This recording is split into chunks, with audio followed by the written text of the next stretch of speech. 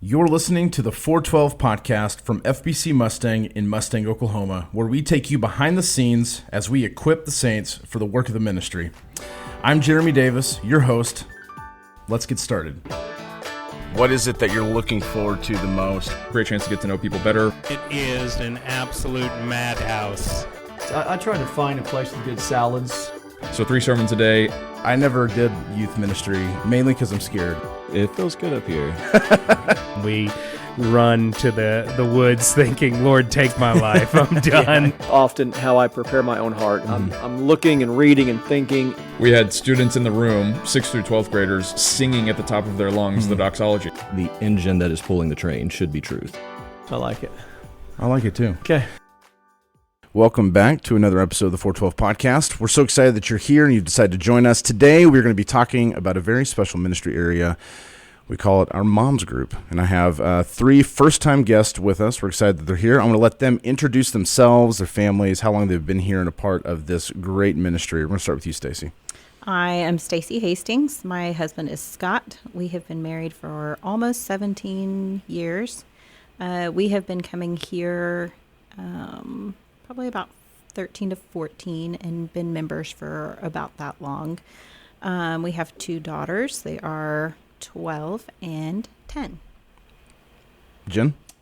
I'm Jenn Brown. I'm married to Kyle Brown, and we have a 2-year-old, Owen Brown.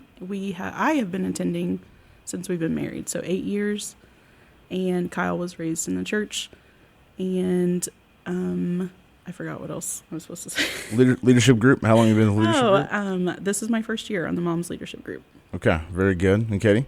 My name is Katie Jantzen, and I am married to Mark, and we have a 2-year-old son as well. We've been attending for 6 years, and this is my first year on Moms Group Leadership. Very cool. Awesome. All right, well, Stacy, kick us off. What is Moms Group? If somebody's listening, they've never heard of it, don't know what it is. What is Moms Group? It is a group of women, moms, who meet once a month, generally the first of the month, depending on the schedule and holidays that come up. We meet from 9:30 to 11:30, and it is a time of fellowship, discipleship.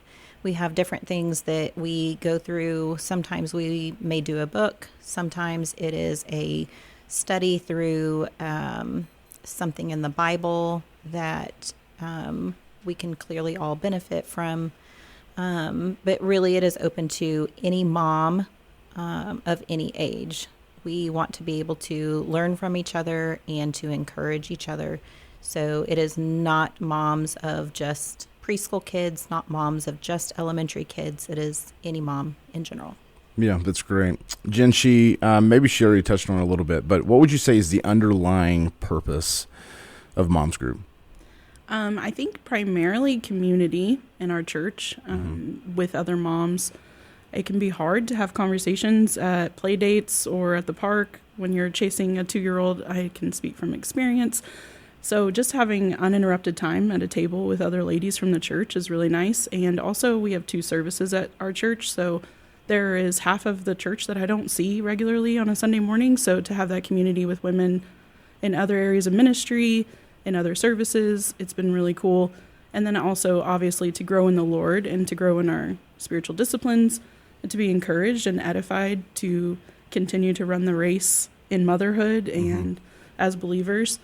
So, I mean, I guess I can't put one over the other, but I think it's a twofold, hopefully. And also if we do have lost neighbors, we are inviting our friends who don't know the Lord. So there is an evangelistic component as well. So we've had moms who don't have a walk with Christ, and the hope is that they would hear the gospel and it would introduce them to some ladies in church who could come alongside them and share the gospel with them. Yeah, that's great. Katie, Stacy mentioned that there's moms of all ages in there. What would you say is the benefit of having moms in different phases of life? We've seen moms groups out there, as my wife and I have been in different churches and different places that focus on just preschool moms, focus on just elementary school moms, things like that. But what's the purpose of us having moms of all ages in this group? Yeah, I was just telling somebody when we were getting ready for today's meeting last night that I got to meet and talk to a lot of moms of teenagers over the course of this year's meetings, and just being reminded of there are other stages than the toddler stage that I'm in right now, and hearing things that they do in their families and how they disciple their kids now that they are teenagers, they can come alongside me and say, I remember those days, and then also give encouragement for those days, but then to remind myself that this is not, there's a longer, broader scope to raising my child. Yeah. And to hear what they do in their own families was a huge encouragement to me, even that I've noticed within this last year. And so getting to be a group for all stages of moms is a benefit to us as moms, but I think it's to a mom, I would say a newer mom to me as a toddler, learning from them. But then I hope it's an encouragement to those other moms, maybe of moms of teenagers or of elementary school age children, to again, it kind of takes our eyes off of maybe where we feel so focused in on where we are right now, but to see and have this community of we are moms raising kids for the kingdom and what that could look like. Yeah, that's so good. I know for just Chelsea and I, our youngest is now 5, and it's a whole different world that we've kind of entered into. So we have 3 kids from 11 down to 5, and it feels like in those toddler years that they're going to last forever. And I'm not a mom who's staying home all day, obviously, and I give a lot of credit to my wife and all that she's able to do. She's incredible. But it does feel like they drag on, and that encouragement of knowing, okay, these days do end at some point. And now having my youngest be 5, realizing we are past the toddler stage, we're getting ready to be out of preschool altogether. Just kind of that realization and just how our life has changed. I realized, okay, that was a really short amount of time in reality, but it does not feel it as you're going through it. That's good. Stacy, you mentioned being a part of this leadership team. How long have you been a part of the leadership team? Right about 5 years, I think. Okay, and what all does the leadership team do? What does that encompass? What are you considering? What are you thinking through? Kind of what's the planning behind these moms group meetings? So what we look at is how are we going to bring more moms in?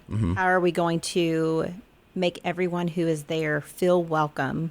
We want it to be something that, again, does not just pertain to a mom who now has grandchildren or just a mom who has a brand new baby, but how can we as women come together and help each other, steward each other in this journey? And so with that, it's looking at what would be the easiest way to get moms here. We don't want them to feel an expectation of, I have to read this or I have to do this before I come, because we know that life gets busy, and sometimes knowing that you have to read something or prepare something or take notes on something before coming, that can be challenging, and we don't want someone to feel that there's an obligation and that if they didn't do it, then they shouldn't come. Yeah. And so it is a lot of kind of preparing that and finding other women who are leaders within our church who would love to speak and lead us in whatever it is that we're discussing. So I would say that. Okay, there you go. Jen, you said that there are 6 on the leadership team, correct? Yes, and then we're led by Bandy and Shelby, who are on staff here at the church. So. Yeah, and that's kind of gone. That's kind of seen a major change just recently, and because of our PDO program, our Parents Day Out program, and how much it has grown, we had to move the date of Mom's Group, which now it's on Monday. And if you go to our church, you know that first thing Monday morning we're in staff meeting. And so Bandy and Shelby are part of staff meeting, and so they've had to hand off a lot of leadership responsibilities to U6. So there's a lot that goes on there. But you aren't the only volunteers for this. There's also a whole group of childcare volunteers as well, right? Correct, yeah. And then Kylie Goebel, shout out. Yeah. She really handles the childcare workers. We also, another thing that Stacy was talking about, we don't want childcare to be an a hindrance to a mom coming. So having volunteers who come in on a Monday morning. So we have lots of retired folks in our church that are volunteering in the nursery. Just different other older moms who see the benefit and want to invest so that they can, a younger mom can come. So sorry, that wasn't your question, but yes, we have lots of different people behind the scenes making it all possible for us to have Mom's Group. Yeah, that's so good.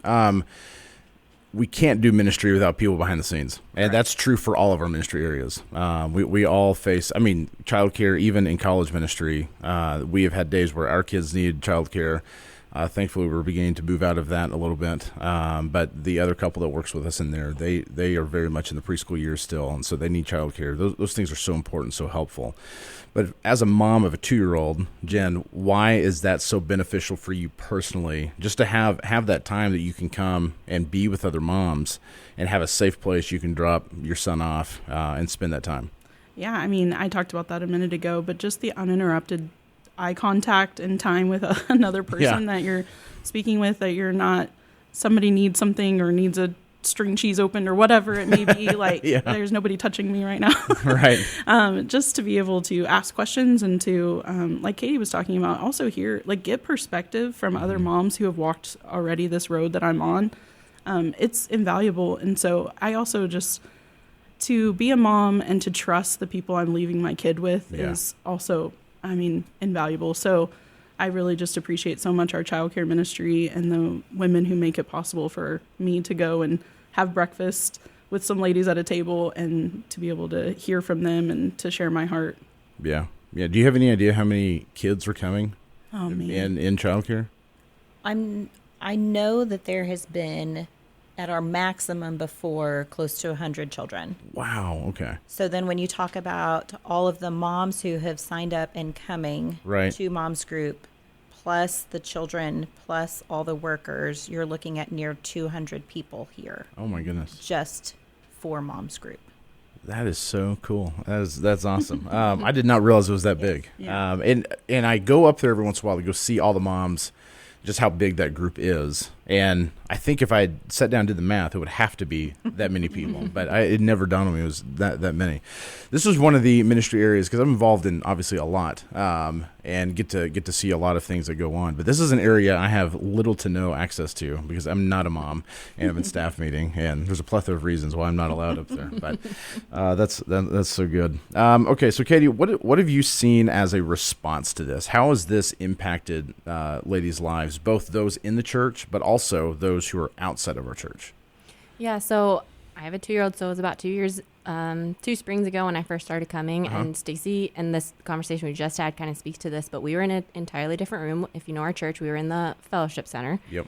And we had to move to 201 last year because it had grown. And even this year, partway through, we were saying we need to move the food out into the hallway to put more tables into this room because we have that many moms signed up. And so the growth has been really cool within even 2 years to see where it is. And Stacy could probably speak to where it was prior to my joining. And so just to see that there's a place where moms can feel welcome. We really want them to feel welcome, to come in, to show up, and for our church to cross the fact that we may not see everybody on a Sunday morning, so we all come together at one point, get to know people. From month to month, you may be with different people at your table, so you get to know different people. And then for me, I come on Sunday, I'm like, oh, I know that person now, passing in the hall in between services or whatever, because, hey, we were at Moms Group. Yeah. And then it has been really neat to see also, I will come in on a Monday for Moms Group and realize there are guests here that I don't know because people have invited them. And so hopefully it's an opportunity for our community as well. I think what we've seen is there's a need for this ministry. And that's why we've seen the growth that we have, is because it is such a unique opportunity. Yeah. And not too long ago, actually. So in our church, we have a membership class. If you want to join the class, after that membership class, you have a one-on-one meeting with one of the pastors, and we spend time with each family unit just to get to know people that are coming into the church, ask questions, answer questions, all those things. And there was someone who was telling me, I had a membership meeting, and their first exposure to the church was Moms Group. That's where it started, and now they're members of the church. So that's just a really cool testimony to see how that happens. It's outreach. We're seeing ladies who are impacted by the gospel, impacted by Christian community. Those things come into the church.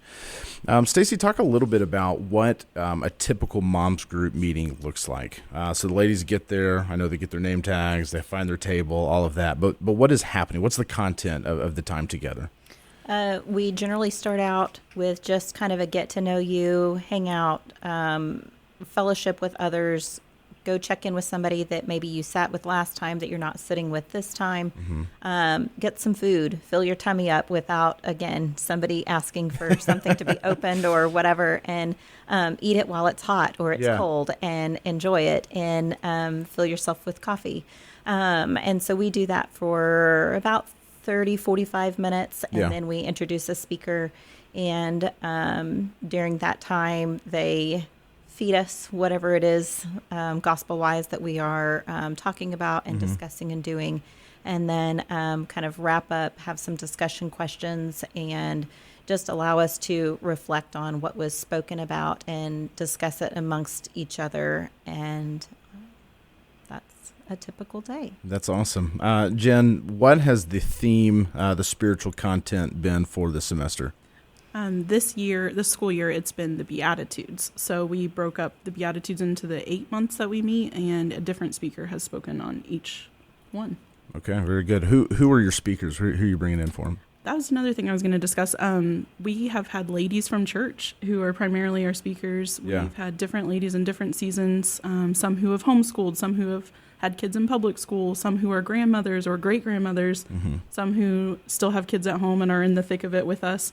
And we heard from our pastor's wife last month, Marcy, and this month we heard from Pastor Jeff. He kind of wrapped us up and did a quick overview of all the Beatitudes and just a reminder for the summer of what we've been learning all year. Yeah, very good. And I think that's an important distinction. Not to say that other women's ministries do things wrong or anything like that, but one thing that we do try to place an emphasis on is that within women's ministry, although we have very capable just incredible leaders within our church who are women that can lead other women. We do have a biblical obligation as pastors to be shepherding women also, and we want to make sure we don't ever surrender that to anyone else. We want to make sure that as pastors we're leading. So as associate pastor, I oversee our women's ministry kind of as a whole. There's a leadership team for that.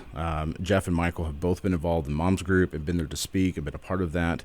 So that's kind of a normal thing in our church for pastors to be there and be involved. And we try to do that the best that we can. But at the same time, we have, as you three are, just incredible leaders in our church that are also women that can lead and do those things as well and speak from a unique perspective. And I think that's really important. Katie, it was already mentioned briefly, but I've heard that you guys have incredible snacks, and I know that's the most important thing. But tell me about the snacks and where do these come from? Who's providing these? Let's talk about food. Yeah, it's a little different every month. One of our leadership members, Jordan, is great at going shopping and getting usually some fruit, some veggies, but then there's kind of usually a fun theme for each month. This month we had a potluck that ladies, if they wanted to bring an item, did not have to, but if they wanted to bring an item, they could. And so we got to see all kinds of different things from the moms that come to our group. We did a biscuit bar, which was one of my favorites this year. We had jellies and jams and honey cinnamon butter that you could put on a biscuit. Breakfast charcuterie was one of the ones that we did. Swaddlies, breakfast burritos. And so it's just, again, an opportunity, hopefully, where, especially because it's 9:30 on a Monday morning, it was probably a lot to get your kids out the door and here. Come, grab some food, sit down, join up with other moms, have some fellowship, and then let's get in the Word and study. Man, I love it. That's so great. Food and the Bible. I mean, it gets no better than that right there. And always coffee. I'm drinking coffee right now. We'll always have coffee here. Stacy, wrap us up with just giving a word of encouragement. If there is a mom in our church or listening to this podcast that's local to Mustang, and they are not currently involved, why should they come and get involved? And why is this a great place for them to be on Monday mornings? Again, we really ask that there's nothing that you have to do to prepare to come. You just have to get yourself up, get yourself here, get your kids here, get them dropped off wherever they need to be. But we just want you to be able to come here, fellowship with others, dig into the Word, and grow through His Word. We have women who drive from 45 minutes, an hour away to get here. And they don't even attend our church. They come because somebody they know is coming. So drag a friend with you as well. sit and chat with one of us, and we can maybe help find somebody for you to kind of get plugged in with that might be in your season of life as well, or something that you have in common. But we really just want people to be able to come and no strings attached, just come and enjoy fellowship and get into the Word. That's excellent. And you just finished up this semester. When do you kick back off again? We kick back off September 14th. In September. Second Monday of September. Second Monday of September. Okay. The first Monday is Labor Day. So it would be the second. Otherwise, it is the first Monday of the month. Perfect. All right. Well, I want to thank all of you for being here, for being a part, sharing your insights, and more than that, leading in this incredible ministry. So thanks for being here. And to you, listener, thank you for listening once again. We look forward to you joining us next time on the 412 Podcast. This podcast is made possible by the members of First Baptist Mustang. This podcast is produced by John Osmus, our Director of Media, artwork by Olivia Travis, Director of Communications, and music by Pastor John Brewer, Worship Pastor here at FBC Mustang. For more information about First Baptist Church in Mustang, you can go to fbcmustang.org. Thank you for joining us for another episode of the 412 Podcast.